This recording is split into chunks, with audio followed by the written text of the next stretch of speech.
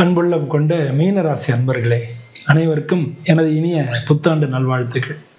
நம்ம இந்த புத்தாண்டு பற்றி தனியாகவே வீடியோ ஒன்று போட்டிருக்கோம்.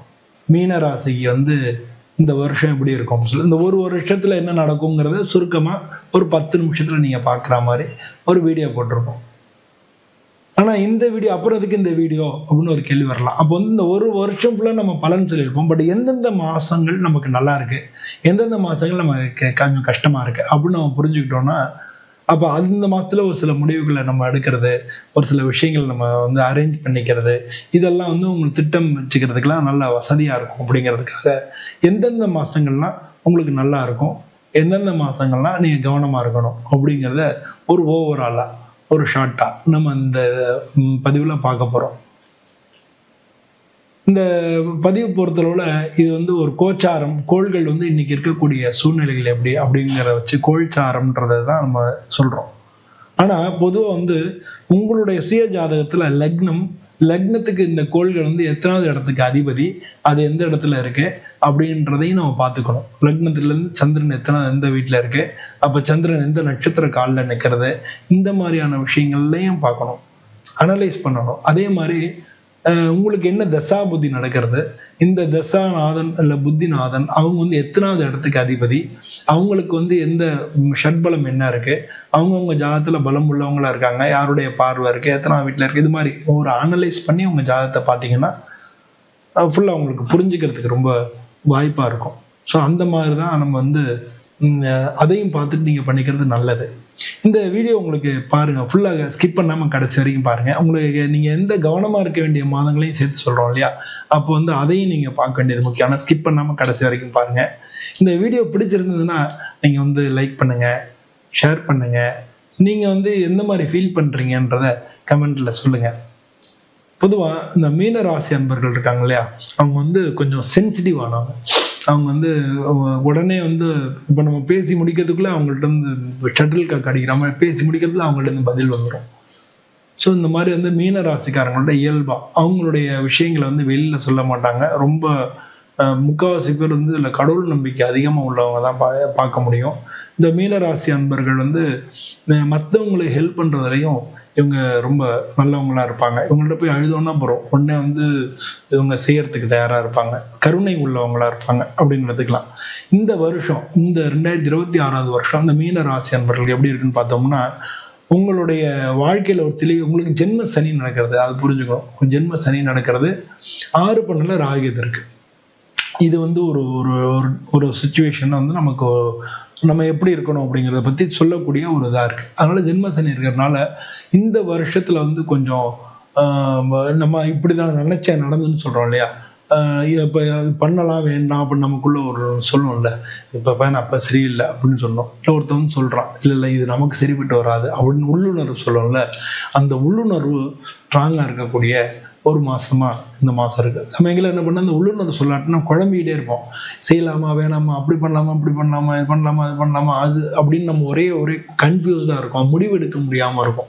ஸோ ஆனால் உள்ளுணர்வு உங்களுக்கு சொல்லிச்சுன்னா நீங்கள் இந்த வருஷம் உங்களுடைய உள்ளுணர்வு நல்லா இருக்கும்.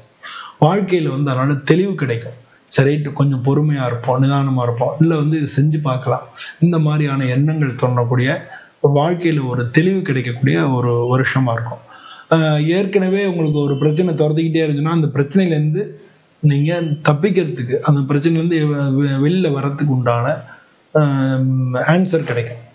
ரொம்ப இது எப்படா பண்ணுறது சொன்ன என்ன பண்ணுறதுன்னு தெரியாமல் நம்ம இருந்தோம் அப்படின்னு சொல்கிறோம் இல்லையா, அப்போ அந்த மாதிரியான சூழ்நிலைகள்லேருந்து நீங்கள் விடுபடுறதுக்கு உண்டான வாய்ப்புகள், ஒரு தெளிவு கிடைக்கக்கூடிய ஒரு வருஷமாக இந்த வருஷம் இருக்கும். நீங்கள் இந்த வருஷத்தில் நான் சொன்னேன் இல்லையா, நீங்கள் சென்சிட்டிவான ஆளுன்னு சொல்லி, அதனால ஏன்னா மீன ராசி நீர் ராசி, அந்த மாதிரி அந்த ராசி நீர் ராசியாக இருக்கிறதுனால அது மட்டும் கிடையாது, உபய ராசி. அதனால உங்களுக்கு இரட்ட மனநிலைமைகள் இருக்கக்கூடிய ஒரு வாய்ப்புகள் இருக்கு. ஸோ அதனால தான் இந்த குழப்பங்கள்லாம் ஏற்படுறது. ஸோ இயல்பாகவே இந்த வருஷத்தில் நீங்கள் கண்ட்ரோலாக இருக்க வேண்டிய விஷயம் உணர்ச்சிகளை கொஞ்சம் கண்ட்ரோல் பண்ணிக்கணும். அதாவது மற்ற டக்குன்னு கோவப்படக்கூடாது, சரி விடு போயிட்டு போனது. அதே மாதிரி சோகம்ன்றதுனால ஓவராக சோகப்படக்கூடாது. ஸோ ஓவரா சோகப்படாமல் எப்படி இருக்கணும் அப்படின்னு கேட்குறீங்களா? அப்படி இல்லை. சரி ரைட்டு, அங்கே அடுத்தது என்னன்னு பார்ப்போம், அந்த பிரச்சனைலேருந்து டக்குன்னு அடுத்தது என்னன்னு பார்ப்போன்றத நீங்கள் அப்படி போயிட்டீங்கன்னா, ஒருத்தர் வராரு திட்டுறாரு, சரி அடுத்தது என்னன்னு பார்ப்போம், நீங்கள் அப்படி யோசிச்சு பாருங்களேன். சரி நெக்ஸ்ட்டுன்னு அப்படி போயிட்டீங்கன்னா அதுக்குள்ளேயே சுற்றிக்கிட்டு இருந்தீங்கன்னா ஒரே மனசு வேதனையாகவே இருக்கும். அதனால ஸ்ட்ரைட்டு இது நடந்தது, அடுத்தது என்ன ஆகும், life has to go on இல்லையா? அப்போ நெக்ஸ்ட்டு என்ன அப்படின்னு நீங்கள் பார்க்குறதா உங்களுக்கு நல்லாயிருக்கும். அதனால மற்றவங்களுக்கு ஹெல்ப் பண்ணுறேன்னு சொல்லி உங்களுக்கு கெட்ட பேர் ஏற்படுத்திக்காதீங்க, இல்லை உங்களை சிரமப்படுத்திக்காதீங்க, நல்ல தியாகி ஆகாதீங்க. இது முதல்ல பிரச்சனை. மற்றவங்க ஹெல்ப் பண்ணுறது ஓகே தான், தனக்கு மிஞ்சி தான் தானமும் தர்ணமும். நமக்கு உங்களுக்கு ஜென்ம சனி நடக்குது. அதனால மற்றவங்களுக்காக உங்களுடைய இதை நீங்கள் குறைச்சிக்காதீங்கன்னா எப்படி சொல்கிறேன், நீங்கள் உங்களுக்கு இல்லாமல் இன்னொருத்தவங்களுக்கு செய்கிறது, இல்லை உங்களுக்கு தானே கெட்ட பேர் வந்துருமோன்னு யோசிக்காமல் போய் நம்ம இன்னொருத்தங்களுக்கு ஹெல்ப் பண்ணிடுறது, அது மாதிரி ஹெல்ப் பண்ணி நம்ம கெட்ட பேர் வாங்கிக்கிறது. இல்லை ஒருத்தருக்கு நம்மளே ஹெல்ப் பண்ணியிருப்போம், அவருடைய சூழ்நிலை தெரியாமல் கேட்டாருன்னு சொல்லி, ஏன்னா அவருடைய சூழ்நிலை திரும்ப இது பண்ண முடியாமல் இருக்கலாம். அப்போ என்ன பண்ணாருன்னா, நீங்கள் காசும் கொடுத்துருப்பீங்க, அவர் உங்கள்கிட்ட பேச்சுவார்த்தையும் கட் பண்ணிடுவார். அப்போ என்ன பண்ணால் நீங்கள் உங்களை பற்றியும் சொல்லுவார், நான் உனக்கு எவ்வளோ பண்ணியிருக்கேன் தெரியுமா, சும்மா இது பண்ணிட்டு இவ்வளோக்கு ஆடுறான், இந்த மாதிரி நம்மளை பற்றி அவர் கெட்டது சொல்லுவார். ஸோ உங்களுக்கு நல்லதும் பண்ணிட்டு கெட்ட பேரும் வாங்குற மாதிரியான சூழ்நிலைகள் ஏற்படக்கூடிய ஒரு வருஷமாக இருக்குது. அதனால் நீங்கள் எது பண்ணுறதா இருந்தாலும் 1க்கு 2 தரம் யோசித்து முடிவெடுத்து பண்ணுறது நல்லது. இந்த வருஷத்தில் உங்களுக்கு சிறந்த மாதங்களாக எது இருக்குது அப்படின்னு நம்ம பார்க்க போகிறோம். முதல்ல பிப்ரவரி. இந்த பிப்ரவரி ஒரு மன தெளிவு ஏற்படக்கூடிய ஒரு மாதம். வாழ்க்கையில் ஒரு நல்ல இப்படி நடந்துக்கணும் அப்படின்னு சொல்லி நீங்களே ஒரு முடிவெடுத்து அந்த முடிவில் உறுதியாக இருக்கக்கூடிய ஒரு மாதம். நீங்களே ஒரு தெளிவடையக்கூடிய ஒரு மாதம் நீங்கள் எடுத்துக்கலாம்.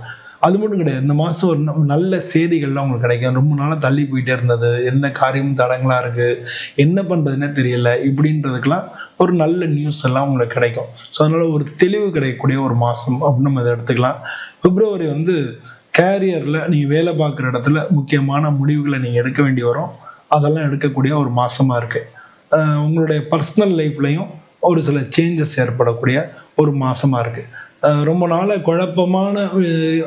ஒரு குழப்பமாக இருந்த விஷயங்கள்லாம் ஒரு தெளிவு கிடைக்கும்னு எடுத்துங்களேன். அது பிப்ரவரி மாதம் கிடைக்கும். இதுக்கு அடுத்து உங்களுக்கு நல்லா இருக்கக்கூடிய மாதம் ஏப்ரல் மாதம். ஏப்ரல் மாதத்தில் உங்களுக்கு பண வரவுகள் நிறையா இருக்கும். உங்களுக்கு பணங்காசு அது மாதிரியான விஷயங்கள்ல உங்களுக்கு நிறைய குரு பார்வை வேற இருக்குது ஏப்ரல் மாதம். ஸோ ஃபினான்ஷியலாக உங்களுக்கு நல்லா இருக்கக்கூடிய ஒரு மாதமாக இருக்குது. அதனால கடன் நிறைய பேருக்கு கடன் சிக்கல்லேருந்து இல்லை கடன் ப்ரெஷர்லேருந்து நீங்கள் வெளியே வரலாம். ஒரு என்னடா அது கொடுக்கவே முடியாது அப்படின்றதுலேருந்து ஒரு பெரிய இது வரும். நம்ம கொஞ்சம் எளிமையாக கடனை நம்ம மேனேஜ் பண்ணிக்கக்கூடிய அளவுக்கு நமக்கு ஒரு நல்ல பண வரவுகள் அதிகமாக இருக்கக்கூடிய ஃபினான்ஷியல் குரோத் உள்ள மாதம் அப்படின்னு எடுத்துக்கலாம் இந்த ஏப்ரல் மாதத்தை. இப்போ நான் சொன்னதில் நீங்கள் நல்லா பண்ணால் ஃபினான்ஷியல் குரோத் மட்டும் ரிலீஃப் ரொம்ப, ஏன்னா ஜென்மசனி நடக்குது, அது ஒரு ரிலீஃப். அதில் ஃபினான்ஷியலாக அப்பாடா அப்படின்னு நீங்கள் விடுபடக்கூடிய ஃபினான்ஷியல் கன்ஸ்ட்ரெயின்ஸ்லேருந்து விடுபடக்கூடிய ஒரு மாதம் நீங்கள் எடுத்துக்கணும். அது பணங்காசுக்குள்ள மாதம் அந்த ஏப்ரல் மாதம். இதுக்கு அடுத்து நல்லா இருக்கக்கூடிய மாதம் ஜூன் மாதம். ஜூன் மாதம் வேலையில் உங்களுக்கு உண்டான ரெகக்னிஷன் கிடைக்கும்.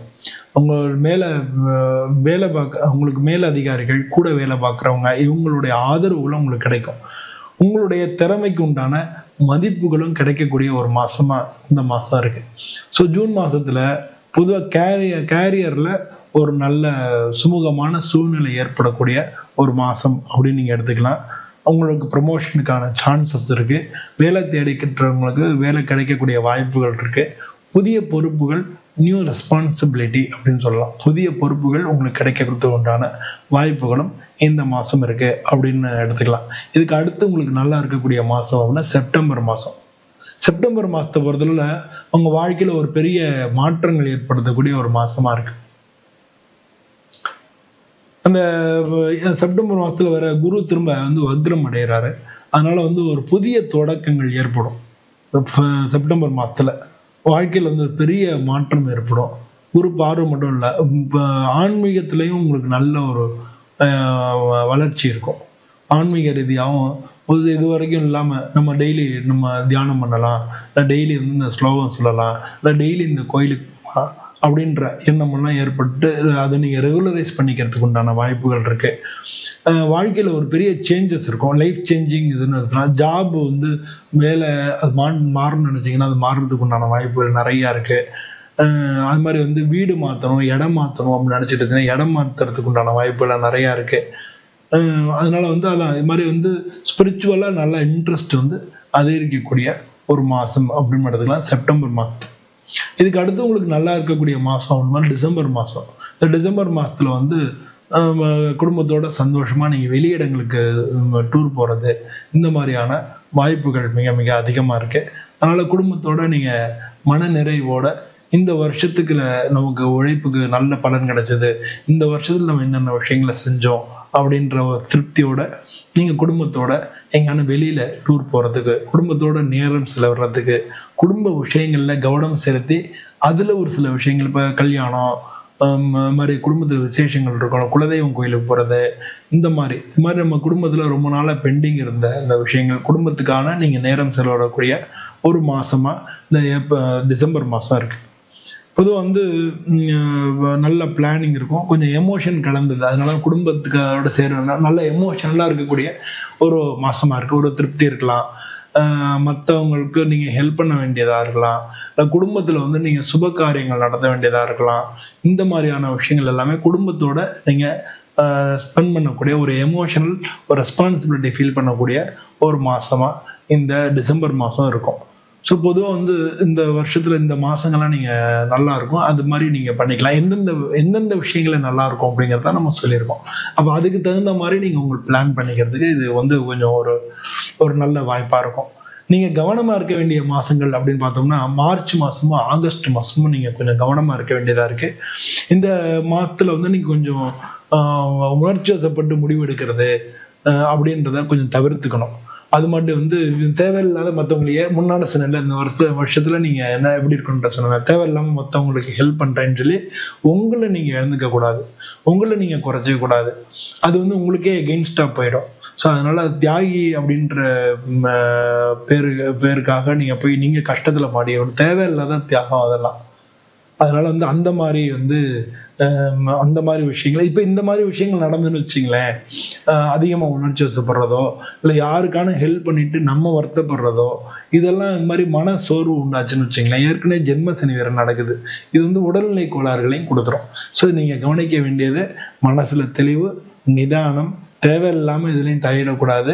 அப்போ உடம்பு நல்லா இருக்கு பார்த்துக்கணும். இந்த விஷயங்களை இந்த மார்ச் மாதத்துலேயும் ஆகஸ்ட் மாதத்துலேயும் பார்த்துட்டிங்கனாலே இந்த வருஷத்தை பொறுத்தவரை கொஞ்சம் ஒரு ஸ்மூத்தான ஒரு நல்ல வருஷமாகவே இந்த வருஷம் உங்களுக்கு இருக்கும். ஜென்மசனி நடந்தால் கூட நல்ல வருஷமாக இருக்குது. ஏன்னா வந்து முதல்ல வந்து உங்களுக்கு 12ஆம் இடத்தை குரு பார்க்குறார், அதுக்கப்புறம் வந்து உங்களுடைய ராசிக்கு வந்து குரு பார்வை வந்துடுது.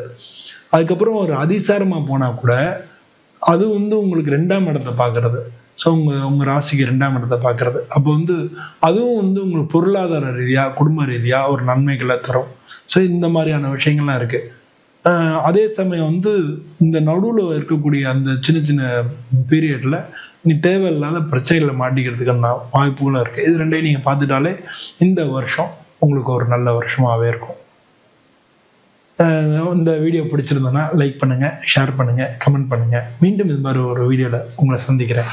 நன்றி, வணக்கம்.